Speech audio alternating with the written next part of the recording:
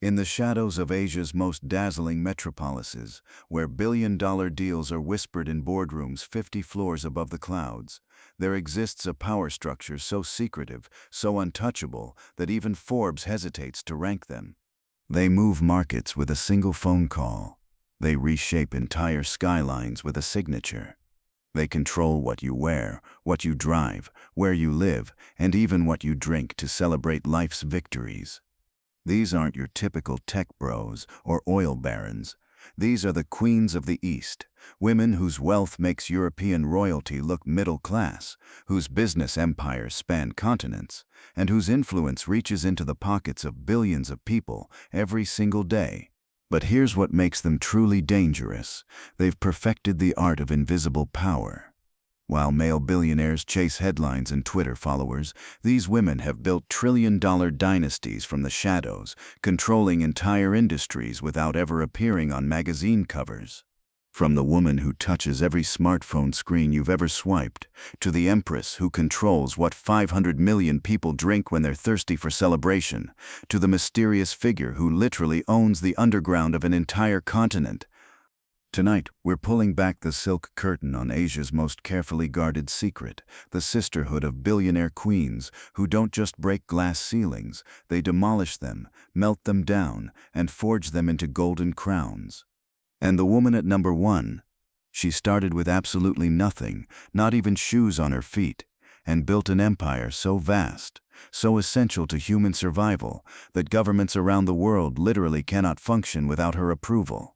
Are you ready to meet the real rulers of Asia, the women whose names you don't know, but whose power touches your life every single day? Then buckle up, because what you're about to discover will change how you see wealth, power, and influence forever. Let's count down the 10 most powerful women you've never heard of. Number 10, Xie Jingyutung's widow. The jewelry empress who controls Hong Kong's glitter.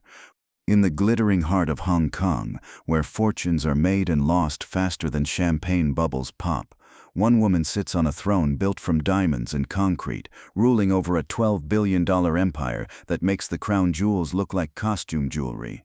She is the enigmatic widow of Cheng Yutung, and her name whispered in the boardrooms of Central District carries more weight than government ministers. When her husband died, the world expected this quiet woman to fade into wealthy obscurity. Instead, she seized control of New World development and Chow Tai Fook with the precision of a master jeweler cutting a flawless stone.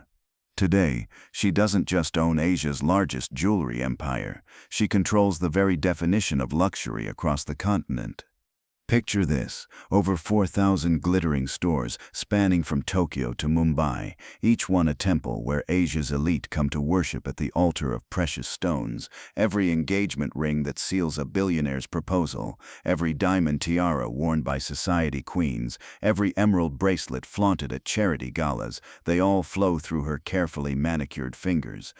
But jewelry is just her opening move. Her real estate tentacles stretch across Hong Kong's most coveted addresses, owning shopping complexes where a single parking space sells for more than luxury penthouses in other cities. She literally controls where Hong Kong's wealthy shop, dine, and display their status. Her personal indulgences read like a fantasy novel, a $50 million pink diamond necklace that catches light like captured starfire, and a garage filled with Rolls Royces whose interiors feature real gold thread woven by master craftsmen. Yet her most audacious display of power? Purchasing an entire city block in one of the world's most expensive real estate markets, demolishing every building, and creating a private garden sanctuary where she sips morning tea, surrounded by rare orchids worth more than most people's annual salaries. This isn't just wealth, this is the art of turning money into absolute control over beauty itself. Number 9, Pansy Hodge, the Macau casino queen, who makes Vegas look small. While Vegas neon signs scream for attention like desperate carnival barkers, Pansy Ho sits in her Macau penthouse, quietly counting billions that make the entire Nevada Strip look like a children's lemonade stand. This isn't just another rich heiress story. This is the tale of a woman who took her father's gambling kingdom and transformed it into a financial weapon that can shake global markets. Born into casino royalty on August 26, 1962, Pansy was expected to smile prettily and marry well. Instead, she sharpened her claws on spreadsheets and hostile takeovers, evolving from sheltered princess into Asia's most ruthless casino empress. When Daddy's empire needed saving, she didn't just step up, she devoured the competition whole. Her MGM China holdings doesn't just generate $2 billion annually, it's a money-printing machine that operates 24/7, feeding an addiction that spans continents. But gambling is merely her appetizer. She's feasting on luxury hotels that redefine opulence, private islands where world leaders come to beg favors, and an art collection so exclusive that her $200 million Picasso and Van Gogh masterpieces have never seen public light, because why share when you can hoard beauty itself? Her floating palace, Serenity, isn't just a $180 million super yacht, it's a casino that follows international waters laws, where billion-dollar deals are struck over champagne and caviar, while dice roll in soundproofed rooms. Her private jet fleet worth $300 million ensures she can reach any high-stakes game on Earth within hours. But here's her nuclear option. Pansy controls the financial pipeline between China's gambling-obsessed billionaires and Western markets. One phone call from her can trigger currency fluctuations, stock market tremors, and economic earthquakes that ripple across 3 continents. She doesn't just play the game, she owns the house, the chips, and the players' souls. Number 8. Gina Rinehart, the Iron Lady who owns Australia's underground. From the scorching red wastelands of Western Australia, where temperatures could melt steel and dreams die in the dust, emerges a woman so powerful that she literally owns the bones of an entire continent.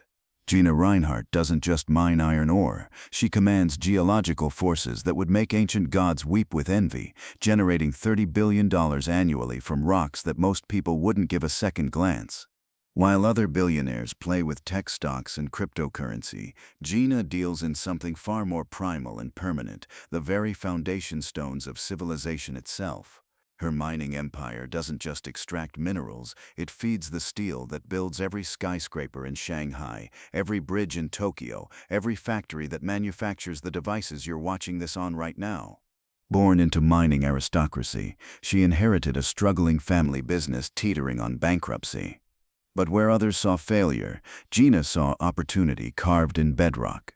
She transformed Hancock Prospecting from a dying company into a $35 billion juggernaut that doesn't just participate in the global economy, it literally powers it. Every smartphone, every car, every building around you contains minerals that passed through her empire. But Australia was never enough for this Iron Empress. She's carved her initials across 3 continents, moving literal mountains in Africa, Asia, and South America, reshaping landscapes with the casual authority of someone who views entire nations as her personal quarry. When Gina decides a mountain needs to disappear, governments scramble to accommodate her bulldozers. Her personal kingdom reads like a fever dream of absolute power, a $500 million compound in Perth, spanning 50,000 acres, larger than many cities, complete with its own airstrip, where her Boeing 737 flying office lands between continental conquests. Her private mining museum houses geological treasures worth hundreds of millions, and her jewelry collection features a $15 million diamond tiara that once crowned Russian royalty, because apparently even imperial gems eventually bow to mining money. But here's her true masterstroke of geopolitical chess. She controls 25% of Australia's iron ore exports to China, making her the secret architect of the $200 billion trade relationship between 2 superpowers. When Gina speaks, Beijing listens. When she threatens to cut supply, entire government cabinets convene emergency sessions. She doesn't just influence global markets, she eyes the market. Number 7. Zhangbu, Zhu Chunfei, the screen goddess who touches every smartphone. Right now, as you swipe through this video, your fingertips are caressing the invisible empire of Zhou Cunfei, a woman who transformed from barefoot factory slave into the glass goddess who literally controls how 8 billion people interact with technology. Every iPhone screen you've cracked, every Samsung display you've stared at, every Tesla dashboard you've admired, they all bear her fingerprints, making her the most intimately connected billionaire to your daily life. Born in 1970 into poverty so crushing that shoes were a luxury her family couldn't afford, Zou's childhood was spent walking barefoot through industrial towns where dreams died as quickly as factory workers' lungs. At 16, she was just another faceless laborer in China's manufacturing machine, earning $1 per day, enough for rice, nothing more. But while her hands assembled electronics for pennies, her mind was designing a revolution. Today, Zhou doesn't just make glass, she orchestrates a $15 billion symphony of silicon and crystal that produces over 800 million smartphone screens annually. Her lens technology empire doesn't supply tech companies, it owns them. Apple, Samsung, Tesla, and virtually every major tech corporation on Earth literally cannot function without her approval. When Zhou's factories shut down, the global technology industry holds its breath. Her personal wealth of $8 billion makes her Asia's richest self-made woman, but numbers can't capture the scope of her technological dominion. Her headquarters in Changsha isn't just a factory, it's a $2 billion monument to human innovation that resembles a sci-fi movie set come to life. This technological cathedral houses its own research university where the next generation of glass wizards learn to bend light itself, plus a private museum showcasing 5,000 years of glass-making history, because Zhou collects civilizations the way others collect stamps. But the barefoot girl hasn't forgotten how to dream impossibly big. Her $200 million art collection focuses exclusively on contemporary Chinese artists, turning cultural investment into soft power influence. And her current obsession, a $100 million private island paradise in the Maldives, where every villa will be controlled entirely through smartphone interfaces, naturally featuring her revolutionary glass technology. Even her vacations are advertisements for her empire, because when you control the screens, you control the world's attention. Number 6. Charlene de Carvalho Heineken, the beer baroness who owns the world's thirsts. While billions of people worldwide crack open a cold beer to celebrate victories, drown sorrows, or simply unwind after grinding days, they're unknowingly paying tribute to Charlene de Carvalho Heineken, the liquid empress who controls humanity's most universal social ritual. This isn't just about beer. This is about owning the golden thread that weaves through every culture, every celebration, every moment when humans seek liquid courage or comfort. Most people see Heineken as a green bottle with a red star. Charlene sees it as her $20 billion liquid empire, flowing like rivers of gold through 190 countries, penetrating every corner of civilization, where people gather to drink, laugh, and forget their troubles. She doesn't just sell beer, she owns the very essence of human socialization, controlling what billions consume during their most vulnerable, joyful, and honest moments. As the sole heir to a brewing dynasty that predates most nations, Charlene inherited more than a company. She inherited a cultural weapon. Her empire produces 25 billion liters of beer annually, enough liquid to fill 10,000 Olympic swimming pools or create a beer lake the size of Manhattan. Every wedding toast, every sports victory celebration, every first date where nervous lovers share drinks, her amber liquid lubricates the machinery of human connection. But liquid gold was never enough for this brewing baroness. Her $13 billion personal fortune flows into investments that span continents, luxury real estate portfolio across Europe's most exclusive addresses, a $150 million private Caribbean island where world leaders vacation, and an art collection featuring Monet and Renoir masterpieces worth over $300 million, because apparently when you own the world's thirst, you also develop a taste for immortal beauty. Yet her most audacious power move reveals the depths of her control over culture itself. Charlene purchased an entire Dutch village, complete with church, school, cobblestone streets, and centuries of history, not as an investment, but as her personal playground. Here, in her private brewing laboratory, she experiments with beer recipes that will never touch commercial lips, crafting liquid perfection that exists solely for her pleasure. She literally owns a village where she plays God with fermentation, creating liquid poetry that only she will ever taste. Number 5. Yang Huiyan, the property princess who builds cities. While most people struggle to afford a single apartment, Yang Huiyan commands a $16 billion real estate empire so vast that she could literally house the entire population of Singapore and still have room for weekend guests. This isn't just property development. This is playing God with geography itself, reshaping continents one skyscraper at a time and creating urban landscapes that will outlive civilizations. Born in 1981 into China's real estate revolution, Yang didn't just inherit wealth, she inherited the power to sculpt reality. When her father handed her control of Country Garden at age 25, the world expected another spoiled heiress to crash and burn. Instead, Yang proved that youth and ambition could move mountains, literally. Under her leadership, Country Garden has erected over 2,000 developments across 200 cities, transforming empty fields into thriving metropolises where millions of families build their dreams. But Yang doesn't just construct buildings, she architects entire societies. Her developments aren't merely places to live. They're self-contained ecosystems, complete with schools, hospitals, shopping centers, and entertainment complexes. She doesn't sell apartments, she sells lifestyles, communities, and futures. Every morning, millions of people wake up in homes that exist because Yang Huiyan imagined them into reality.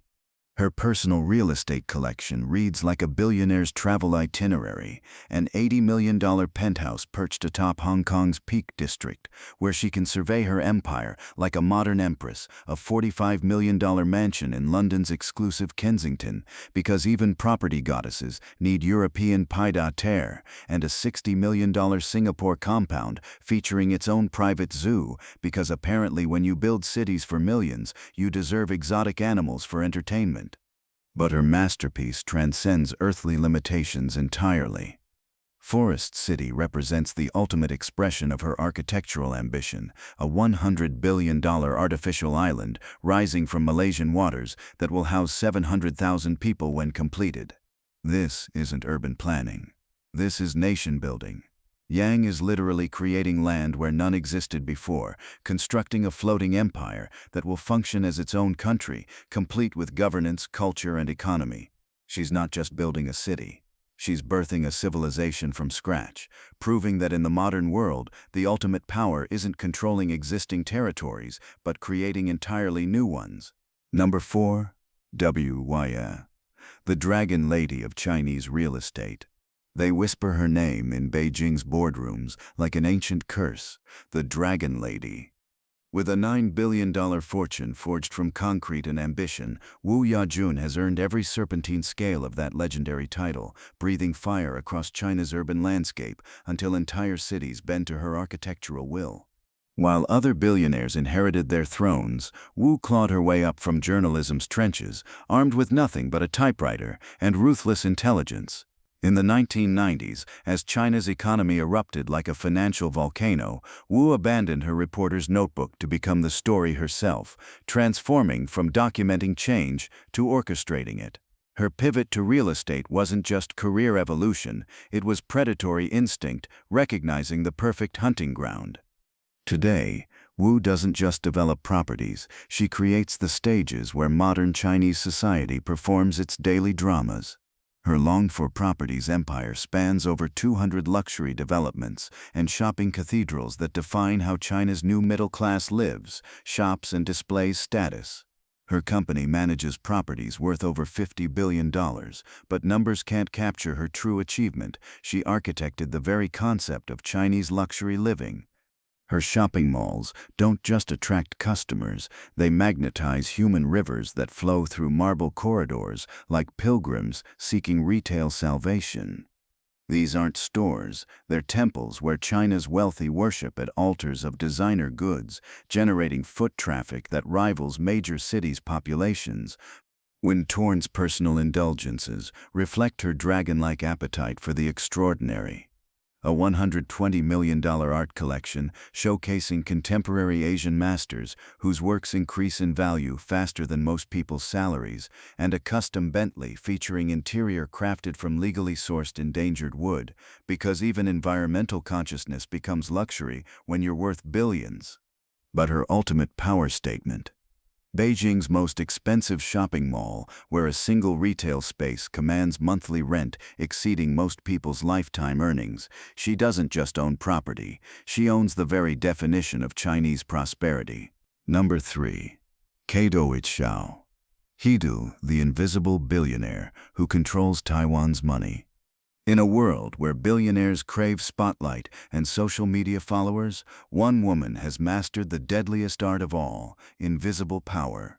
Guang Xiaohing commands an $8.9 billion empire while remaining a ghost in the machine, controlling Taiwan's financial bloodstream from shadows so deep that even intelligence agencies struggle to map her influence.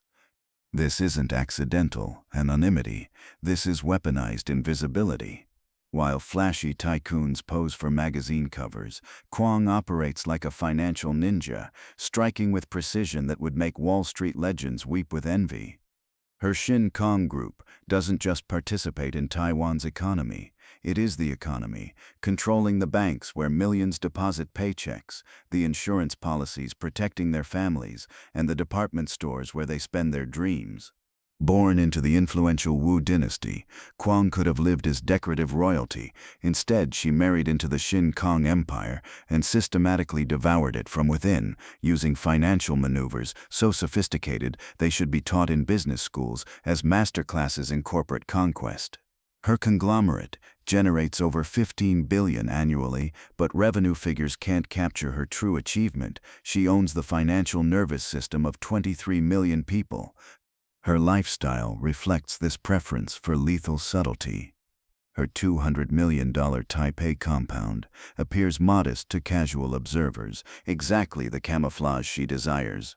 But step inside this deceptive fortress and discover priceless Chinese artifacts accumulated over centuries, a climate-controlled wine cellar housing $50 million in liquid history, and a private library containing thousand-year-old manuscripts that chronicle dynasties long forgotten.